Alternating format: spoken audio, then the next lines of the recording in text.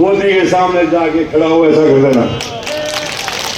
अब मैं आमंत्रित करूंगा श्री जिग्नेश जी मेवाड़ी साहब को, आप आए और सभा को संबोधित करें।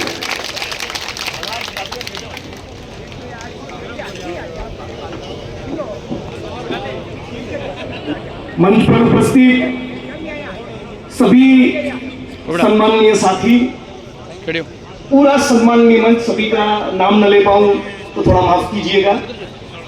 हमारे प्रदेश प्रमुख गोविंद डोटासरा साहब, जिनके लिए चुनावी रैली में गया था, ऐसे नरेंद्र बुडानिया साहब, क्या मजा आया था गुलाल उड़ाने का। और जून के पहले महीने में जिनके लिए शहनाई बजने वाली है, जिनका गुलाल उड़ने वाला है, ऐसे राहुल कस्बा साहब हमारे लोक लाड़ीले प्रत्याशी। और अब तमाम मंच पर उपस्थित सभी इंडिया अलायंस के साथीगण, अब तमाम बुजुर्ग युवा साथी और राजस्थान की जनता, सबसे पहले तो एक बात कहना चाहूंगा कि राजस्थान के मजदूर हमारे गुजरात के ईंटों के भट्ठों में और हमारी कंस्ट्रक्शन की साइट में सालों से अपना पसीना बहा रहे, इन मजदूरों के पसीनों को मैं सलाम करता हूं, उनको प्रणाम करता हूं। और इसी कारण गुजरात के किसान, गुजरात के मजदूर और गुजरात के युवा और गुजरात की कांग्रेस की ओर से मैं राजस्थान की कांग्रेस, राजस्थान के किसान और राजस्थान के मजदूरों के लिए दोस्ती का हाथ बढ़ाने के लिए आया हूं। साथियों, मैं आपके कब से 10 मिनट से अब तमाम लोगों के चेहरे का नूर देख रहा हूं। मुझे लग रहा है रतनगढ़ बुलाने की हमको जरूरत नहीं थी, यहां तो मामला सेट हो चुका है। आप किसी भी तालुका लेवल के, जिला लेवल के या किसी भी राष्ट्रीय अखबार के किसी भी पत्रकार को पूछिए कि सबसे ज्यादा मार्जिन से कौन सा सीट निकलने वाला है राजस्थान में, तो पहला नंबर चुरू का आएगा, इस बात में कोई डाउट नहीं है। लेकिन साथियों, चूंकि गुजरात से चलकर आया हूं, कुछ बातें आपके बीच में रखना चाहूंगा। ये चुनाव केवल साथी राहुल जी को चुनाव जितवाने के लिए नहीं, ये हमारी दूसरी आजादी की लड़ाई है। एक प्रकार से स्वतंत्रता का दूसरा आंदोलन चल रहा है। हर कीमत पर ये बीजेपी के लोग, नरेंद्र मोदी और इस मुल्क के कुछ पूंजीपति, जो भी हमारा लोकतंत्र है, जो भी संविधान है, उसको कुचलकर उसको खत्म करना चाहते हैं। ये अहंकार और अहंकार के कारण ये लोग कह रहे हैं कि हम लोग 400 का आंकड़ा पार करने वाले हैं। ये किसी कीमत पर नहीं होने वाला। आज जिस प्रकार से राजस्थान में एक लहर खड़ी हुई है, जिस प्रकार से राजस्थान में पूरे मुल्क में एक माहौल बन रहा है, भाजपा वालों की, मोदी जी की जनसभा में लोग नहीं जा रहे, उनकी रैलियां फ्लॉप हो रही है। उनके नेताओं को मंच पर से यह कहना पड़ रहा है कि 40 लोगों की मीटिंग में क्यों बुलवाया, उसका भी एक वीडियो, क्यूडीलाल जी का वीडियो भी वायरल हो रहा है। तो धीरे धीरे मोदी साहब का भी रिटायरमेंट का वक्त आ गया। अब उनकी जनसभा में उनका बकवास सुनने कोई जाना पसंद नहीं करता। पूरे राजस्थान को और पूरे मुल्क को पता चल गया है कि यह आदमी सरासर झूठा है। झूठ के अतिरिक्त इसके पास कुछ नहीं। जब प्रधानमंत्री बनना था तब कहा था कि बहुत हुआ किसानों पे अत्याचार, अब की बार मोदी सरकार स्वामीनाथन कमीशन की जो रिकमेंडेशन है वो लागू करूंगा। क्या थी? लागत से 1.5 गुना आपको दाम मिलेंगे। 2022 तक किसानों की आय दुगनी करेंगे। लेकिन सवाल तो ये हो रहा है कि किसानों की आय कितनी है कि आप दुगनी करना चाहते हैं। आपको भी जानकर हैरानी होगी, भारत सरकार के सर्वे के मुताबिक केवल किसानी से इस वक्त इस मुल्क में एक किसान की एक दिन की आय केवल 27 रुपये है। 27 रुपीज, केवल 27 रुपये। आप सुनिएगा। और दूसरी तरफ मोदी जी का दोस्त जिसका नाम है मुकेश अंबानी, वो हर 1 मिनट में 2,35,000 कमाता है। यदि अभी 12:01 है तो 12:02 तक उसके खाते में और 2,35,000 जमा हो जाएगा। तो ये दो भारत बन चुके हैं, एक किसानों का, एक मजदूरों का, एक श्रमजीवियों का, बेरोजगार युवाओं का भारत मोदी जी ने खड़ा किया है। और दूसरी तरफ पूंजीपतियों का, अडानी का, अंबानी का, रियल एस्टेट के माफियाओं का और कॉर्पोरेट घरानों का भारत है। ऐसी भयंकर स्थिति का निर्माण हुआ है। हम सभी लोगों ने कोरोना के वो दिन देखे हैं। 4 घंटे के अंदर अचानक मोदी जी को सनक हुई और कोरोना का लॉकडाउन अनाउंस कर दिया।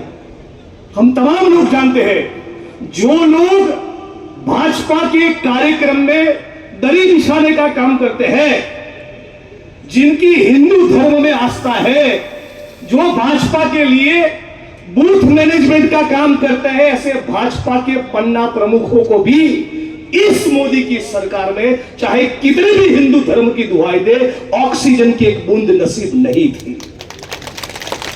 जो आरएसएस का कार्य करता है, जो हिंदू धर्म पालता है, जो जय श्री राम बोलता है, जो दीवार पर मोदी जी का पोस्टर चिपकाता है, उसको भी न ऑक्सीजन की बूंद मिली, न कोरोना में वेंटिलेटर मिला, न उसका इलाज हुआ। लेकिन तब पूरे मुल्क में किसी चीज का प्रशंसा हो रहा था, वो था राजस्थान का भीलवाड़ा मॉडल। इस बात का हमें गर्व हो रहा है। आज बेरोजगारी उसकी चरम सीमा पर है। हर साल 2 करोड़ रोजगार का वचन दिया था, 2 करोड़ हर साल। आज 10 साल हो गए, कहां है 20 करोड़ रोजगार? 20 करोड़ लोगों को, 20 करोड़ युवाओं को रोजगार देने की बात तो छोड़िए, जीएसटी के कारण, नोटबंदी के कारण कम से कम 6 करोड़ लोगों का रोजगार छिन गया। आज जिसकी रोज की आय 27 रुपये है, वो किसान, वो मजदूर, कोई विधवा बहनें और माताएं काली मजदूरी करके अपना पसीना बहाकर, कर्जा करके अपने बेटे को बीए करवाती है, बीएससी करवाती है, बीकॉम करवाती है, एमबीए करवाती है, कर्जा लेकर उस विद्यार्थी को, उस युवा को नौकरी और रोजगार नहीं होने के कारण हर साल कम से कम 10,000 युवा इस मुल्क में आत्महत्या कर रहे हैं। ये है मोदी जी का मॉडल। पिछले मोदी जी के 10 साल के शासन के दौरान यह आंकड़ा याद रखिएगा, कितना? 1,72,000 किसानों ने आत्महत्या की है। 1,72,000। ये है उनके अच्छे दिन। अब दलील के तौर पे मान लीजिए कि हमने कोई काम नहीं किया, लेकिन आप अपना हाथ अपने सीने में रखकर पूछिए कि जिस सरकार के शासन के दौरान 2.25 लाख किसान को आत्महत्या करनी पड़ी हो, और फिर भी यदि कोई वहां भाजपा का बटन दबाएगा तो आने वाली पीढ़ी हमको मूर्ख कहने वाली है। इस बात को याद रखें। बहुत हुई महंगाई पे मार अब की बार मोदी सरकार। पेट्रोल 100 का आंकड़ा पार कर दिया, डीजल 90 का आंकड़ा पार कर दिया, आपका 80 रुपए का तेल 160 का हो गया, आपका 35 रुपए का आटा वो भी 60 रुपए का हो गया, आपकी तुअर की दाल जो 75 में मिलती थी आज उसका 150 हो गया, 400 का सिलेंडर 900 का हो गया। और उसके बावजूद भी कोई कहे कि मोदी जी चाहिए, तो उसका मतलब यही होगा, आ बैल मुझे मार, यही मतलब होगा। तो जिस सरकार ने आपका पेट्रोल, डीजल, हर एक चीज में महंगाई की, वो 100 रुपए का पेट्रोल अब मोदी जी 120 का करेंगे, 140 करेंगे, वो 80 रुपए में देने वाले नहीं। इस बात को हमको समझना पड़ेगा। जब चुनाव आया है और हरियाणा की सरकार ने साफ कह दिया है कि यहां पर कैनाल नहीं आएगी, लेकिन जबकि चुनाव आया है तो यहां सर्वे करने के लिए, नाटक करने के लिए एक टीम को भेजा है। इन चोरों को पहचान लीजिएगा। 110 से ज्यादा यहां पर ट्रांसफर हुई। यदि मैं गलत नहीं हूं तो राठौड़ साहब ने चुन चुन कर उसमें से जो भी जाट चौधरी थे और जो भी दलित थे सबको बाहर कर दिया। हर जगह पर दादागिरी चल रही है, हर जगह पर तानाशाही चल रही है। चुन चुन कर हमारे लोगों को कैसे साफ करना, यही एक उनकी राजनीति बची है। आज ये लोग कहते हैं, हिंदू धर्म की बात करते हैं। संत कबीर ने कहा है कि एक राम दशरथ का बेटा, एक राम दशरथ का बेटा, दूजा जो घट घट में बैठा। तीसरे राम का सकल पथारा, चौथा सबसे निर्गुण सबसे न्यारा। उसकी व्याख्या नहीं हो सकती। आप क्या राम को समझोगे? आपके यहां तो मामला सेट है, लेकिन कहीं कोई ये मेरी बात का वीडियो राजस्थान में कोई सुने, उसके लिए कह रहा हूं कि मैं गुजरात से आया हूं, इनकी राजनीति को बड़ा करीब से देखा है। केवल पूंजीपतियों के तलवे चाटने के अलावा और समाज को हिंदू मुसलमान में विभाजित करने के अलावा मोदी जी के पास, आरएसएस के पास, भाजपा के पास कोई राजनीति नहीं। ये धर्म के नाम पे लड़वाई गई। आप कहेंगे कि भारत में 20 करोड़ लोगों के सर के ऊपर मकान नहीं है, तो बोलेंगे चलो अयोध्या। अरे इस मुल्क में हर एक जिले में, हर एक तहसील में, हर एक गांव में राम का मंदिर है। आप कौन होते हो? नेता का काम, यदि कोई नेता है तो उसका काम यह कहना नहीं है कि चलो अजमेर शरीफ चद्दर चलाएंगे, चलो अयोध्या चलेंगे। नेता का काम है आंगनवाड़ी को रिपेयर करना, नेता का काम है अच्छी स्कूल बनवाना, नेता का काम है आपका इलाज करवाना, आपको रोजगार देना। पॉलिटिकल पार्टी और जो नेता आपको धर्म के नाम पे भटकाने की कोशिश करते हैं, वो इसलिए भटकाने की कोशिश करते हैं क्योंकि आपको सिंचाई का पानी नहीं देना, आपको भीलवाड़ा मॉडल नहीं देना, इसीलिए आपका ध्यान भटकाने की कोशिश करते हैं। आज यहां पर दलित समाज के भी कुछ साथी उपस्थित हो गए हैं कि नहीं? बहुत सारे हैं। उनको 3 बात कहना चाहता हूं, याद रखिएगा। एक, बीजेपी और नरेंद्र मोदी सबसे ज्यादा किसी नेता से नफरत करते हैं। सुन लीजिएगा, बीजेपी और नरेंद्र मोदी सबसे ज्यादा किसी नेता से नफरत करते हैं तो उनका नाम है डॉक्टर भीमराव बाबा साहब अंबेडकर। याद रखिएगा। नंबर 2, बीजेपी और नरेंद्र मोदी सबसे ज्यादा किसी किताब से नफरत करते हैं तो वह है भारत का संविधान। बीजेपी और नरेंद्र मोदी सबसे ज्यादा किसी नीति और योजना के खिलाफ खड़े हैं तो वो है आरक्षण की योजना। इस 3 बात को अपने दिमाग में फिट कर लीजिए, क्योंकि आने वाले दिन दलितों के लिए भी बहुत खतरनाक आने वाले हैं। जब भारत का संविधान सभा में पेश हुआ, तब यही आरएसएस के लोगों ने कहा था हमें अंबेडकर का संविधान नहीं, हमें मनुस्मृति चाहिए, जिसमें यह लिखा है कि दलितों को, आदिवासियों को, ओबीसी को और महिलाओं को शिक्षा का अधिकार नहीं, स्वतंत्रता का अधिकार नहीं, संपत्ति का अधिकार नहीं, उनको गुलाम बनाए रखना चाहिए।